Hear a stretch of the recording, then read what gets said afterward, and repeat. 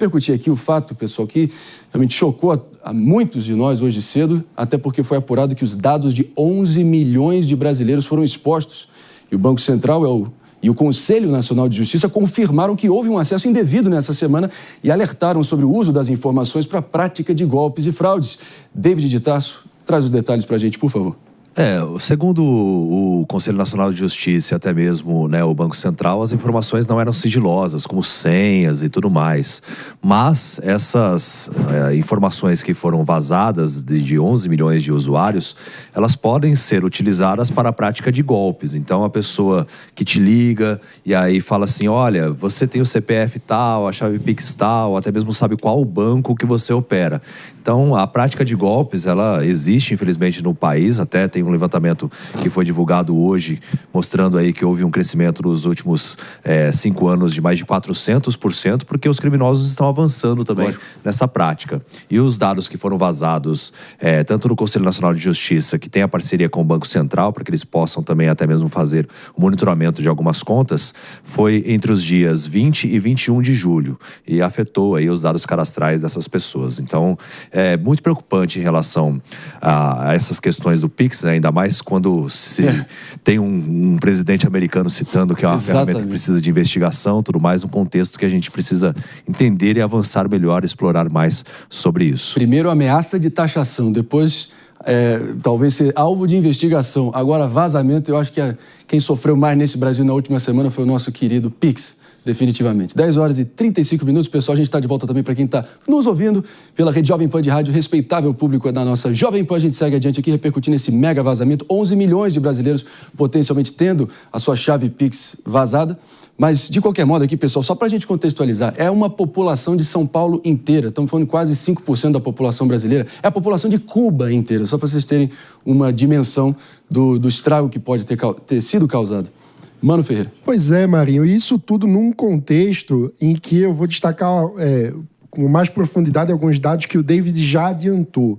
Hoje saiu um relatório do Anuário Brasileiro de Segurança Pública que mostra claramente uma migração do tipo de crime que nós vemos no Brasil. Houve, de 2018 até 2025, uma redução do número de roubos físicos reais de 51%, mas, ao mesmo tempo, um aumento de 408% nos crimes de golpes virtuais. E é justamente nesse contexto que a gente precisa olhar para o caso desse vazamento de informações, porque claramente é com esse tipo de vazamento, é com esse tipo de informação que os golpistas atuam, buscando extrair o máximo possível das suas vítimas, que acabam muitas vezes gerando prejuízos maiores do que os antigos roubos físicos. Hoje, é claro, ninguém anda mais com dinheiro vivo por aí. As pessoas andam fazendo o seu Pix, e os golpistas, por isso, migraram de conduta do crime de roubo para o crime de golpe virtual. Ora, me perdoem aqui se parece, minha caríssima doutora Priscila Silveira, que eu estou coringando aqui, mas vamos ser francos aqui, meu amigo e minha amiga. A gente mora no Brasil, a gente passa um verdadeiro inferno com telemarketing, com mail marketing, com venda dos nossos dados cadastrais à torta e à direito, seja nessa inundação, nesse tsunami de e-mails que a gente nunca pediu, nunca reivindicou, nunca se prontificou a ser, enfim, um alvo preferencial, um público-alvo para esse tipo de proposta, ou seja, é uma verdadeira várzea qualquer proteção de dados e sigilo bancário nesse país. Sim. O que acontece? Evolução, né, Marinho? A gente tem um Código Penal de 1940. Já começa por aí. E aí o criminoso, o meliante, ele tá a anos-luz da polícia, de quem quer que seja. O doutor, tô dizendo assim, a polícia vai atrás, mas eles estão à frente. Eles estão lá, desocupados. Agora, tem uma justificativa, e a criminologia vai explicar isso, por que essa migração dos crimes ali que seriam mais violentos, né, essa queda para aqueles que seriam mais fáceis, por obviedade. É muito mais fácil ele não ter rosto, trabalhar da casa dele, isso é um absurdo que eu estou dizendo, mas é uma verdade. Ele está trabalhando da casa dele, os dados lhe chegam com uma facilidade ímpar. É o crime de home office. Home office. É ou home presídio também, né? Enfim, ou home presídio, a nomenclatura que vocês quiserem dar aqui, mas há uma facilidade, inevitavelmente e inegavelmente fica claro isso com o próprio dado aí trazido pelo humano. Então, qual seria mais fácil? Ele colocar um revólver na cabeça de alguém, não estou dizendo que eles deixem de fazer isso por aquilo, tá? Mas a gente percebe essa queda com os crimes de maior, né, gravidade, como o roubo, porque fica muito mais fácil. 408% subiu aí. E só para trazer o dado bruto, isso significa que em 2024 foram 2.166.552 crimes de golpe virtual. Isso quer dizer 4 golpes por minuto. Pois é, e é fácil, só assim, né, para eu concluir, o que acontece? É fácil. Sim. Então, por essa facilidade, é claro que fica muito mais confortável, e outra coisa, ele ganha muito mais. A pessoa, se ele jogar lá, pegar os dados que aqui foram, né, do Pix, que você acabou de colocar, ele tem lá o dado, ele jogou, a pessoa clicou, ele já ganhou um. Se não clicou, não ganhou outro. Agora, na rua tem polícia, por exemplo, aqui na Paulista, que a gente tinha um grande índice de roubos, tem um monte de policiamento, ele já não vem para cá. Então, sem contar as câmeras. Então, a polícia cada vez mais, né, tentando ali se adequar, trazendo mecanismos de enfrentamento e também de caráter preventivo, dificultando, sim, de alguma maneira, que eles façam crimes que teriam ali uma maior gravidade, migrando, como foi colocado aqui, né, nos dados, com relação aos crimes de menor gravidade. Mas agora é o momento de serviço de utilidade pública aqui. O diagnóstico está posto. É o oceano do golpismo que está todo mundo imerso aqui? Mas, por que não a gente servir aqui como o seu amigo do dia a dia e realmente protegê-los, ou nos protegemos da melhor maneira possível, na medida do possível? Eu proponho que a gente converse com o delegado especialista em investigação criminal cibernética e recuperação de ativos, o Everson Contelli, que sempre agregue muito aqui no programa. Fala, delegado, prazer em revê-lo.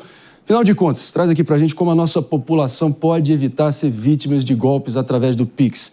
Se realmente foram 2.700.000 casos de estelionatos registrados numa população de 211 milhões de brasileiros, a gente está falando mais ou menos de 1 a cada 78 brasileiros sendo vítimas de algum tipo de golpe. É um Deus nos acuda, mas como é que faz pra gente se prevenir? Bom dia. Bom dia André, bom dia seu público. Exatamente, esse recorte que o Mano Ferreira acaba de falar, 2018 até 2024, ele coincide com o recorte que a polícia também faz, né? Que houve essa migração e com essa migração das pessoas para o ambiente virtual também essa exposição de dados, né? Então, cada vez mais a orientação é que as pessoas tenham cautela, chequem, né? Não passem Pix para qualquer pessoa sem antes ter uma confirmação em várias etapas. Seguimos aqui, delegado, com o David de Tarso. Próxima pergunta. Bom, doutor, muito obrigado pela presença. Eu sei que ele está no meio de uma operação, inclusive, lá na região dele de São José do Rio Preto, né? Tratando sobre um outro caso também, mas é referência quando são crimes virtuais. Eu queria que você destacasse também, porque a gente conversa diversas vezes, até tem algumas matérias na minha coluna no site da Jovem Pan, tratando sobre o tema de crimes cibernéticos, né? Sobre a dificuldade que a polícia tem em investigar crimes, esses golpes que a gente mostrou a evolução com base nas informações do Anuário de Segurança Pública e até mesmo a cartilha que vocês enviaram ao Banco Central, porque o Pix ele foi criado, é uma baita tecnologia, mas ainda carece também de avanços para que a gente evite esses golpes, né? Exatamente, David. É bom pontuar que quando nós falamos do Pix, nós falamos de uma tecnologia extremamente útil, avançada e sem retrocesso, ou seja, nós homenageamos o Pix, né? A crítica que é feita, e nós já conversamos outras vezes, é que lá em 2020, quando foi criado o protocolo Pix, pela portaria do Banco Central, pela resolução, sob o meu ponto de vista, não houve um cuidado de conversar com os mecanismos de segurança pública. É por isso que nós tivemos problemas relacionados a Pix noturno, aí depois fez um ajeito, depois Pix relacionados a um determinado valor, fez outro. E desde lá, e nós produzimos não só uma cartilha, mas uma minuta de resolução, é claro, uma sugestão, né? sobre o ponto de vista de quem está olhando aqui pelo lado da segurança cibernética, que é a questão da rastreabilidade, ou seja, da recuperação de ativos, quando eu estou falando de PIX. Quando se trata de um bloqueio natural, nós já utilizávamos as medidas cautelares. Quando eu falo de PIX, por envolver segundos entre transações e várias transações, foi que nós fizemos a proposta daquilo que nós passamos a denominar de medidas assecuratórias, leia-se, medidas cautelares per saltum. Quando o delegado faz um primeiro pedido de bloqueio, ele não precisa ficar aguardando o banco de falar que não está naquela conta para direcionar o outro. Ou seja, a proposta é ir escalando numa mesma medida, é algo mais ou menos óbvio, né? Exige uma tecnologia, é claro, mas que faria com que nós aumentássemos o índice de recuperação de ativos. Atualmente, nós temos conhecimento que o Banco Central desenvolve, né? Não sei se é exatamente seguindo essa minuta, mas desenvolve estudos para fazer o bloqueio até o 5º nível, né? Ou seja, para traduzir para o público, né?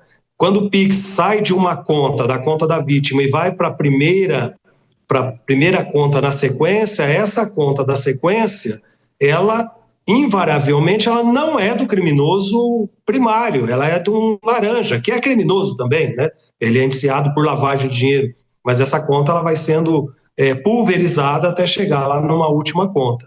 Então, a medida que nós propomos é uma medida óbvia, simples, que é simplesmente possibilitar, por via administrativa, não precisa nem de alteração legislativa, o bloqueio em cascata, né? O bloqueio per saltum, o bloqueio em cascata em todos os níveis. Trágica constatação ver que, pelo visto, tem mais brasileiro hoje sendo assaltado por link fraudulento de WhatsApp e chaves clandestinas de Pix do que propriamente com ladrões aí nas ruas, né? É a vida como ela é, mas é importante a gente ter ouvido tudo isso que você nos trouxe agora. Delegado Everson Contelli sempre agregando e muito aqui, trazendo, enfim, clareza e um pouco de segurança no meio desse caos todo. Obrigado. Muito obrigado. Difícil, né, perceber que os ladrões de banco do passado usavam balaclava na cabeça, metralhadora em riste, e hoje em dia eles só precisam de uma Wi-Fi e de um metadado ali para poder causar um estrago, né, David? Não, e é importante a gente sempre frisar, né, porque tem pessoas assim, independentemente do nível de conhecimento cultural, que acabam sendo vítimas dessas fraudes. E aí a polícia vai investigar, eles pulverizam em várias contas, e aí, como o delegado falou, não tem como você chegar à conta final. Então precisa desburocratizar essa questão para que as autoridades também possam agir, porque agora limita o Pix noturno, né? Só R$1.000, por exemplo, como muitos bancos fazem. Aí sabe o que está acontecendo? Sequestra você, mantém mais tempo por cárcere privado, que essa é uma tendência que a polícia já constatou, e de manhã, quando libera um volume maior, a pessoa faz o Pix e aí é liberado. Então, assim, é realmente um tormento que a gente vive em relação à segurança pública e a esses golpes que vem crescendo. Complicado, mas muito complicado mesmo. A gente segue adiante aqui, minha diretora Helena. Podemos seguir? Cheio de temas quentes.